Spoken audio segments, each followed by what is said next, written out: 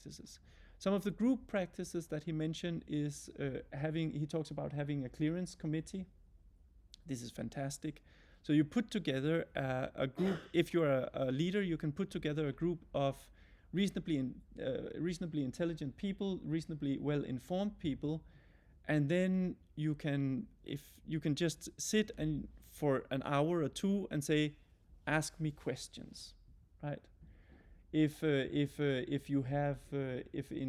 the board or in the top management team you have formulated a new strategy for the business, collect a clearance committee and present the strategy and say, ask questions.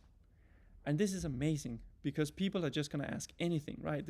And you have to make it safe for people to ask anything. It has to be formulated. This is the purpose. Ask anything you don't understand, anything you see that doesn't hang together, anything that you think we haven't thought about, and you're just bombarded with questions for 1 or 2 hours.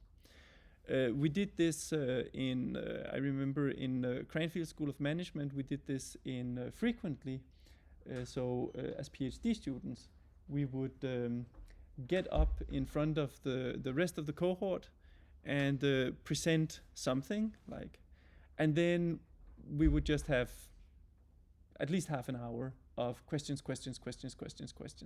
And it was amazing because afterward you definitely couldn't answer all the questions, but you had a lot to think about and you had a direction for improving what you were working on.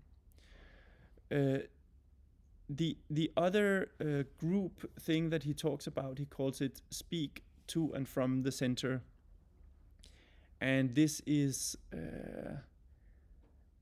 in the group, it's like we're investigating this thing together, right? So we're investigating this thing together. So when you put forward something, rather than saying, your opinion or having these one-to-one things, you speak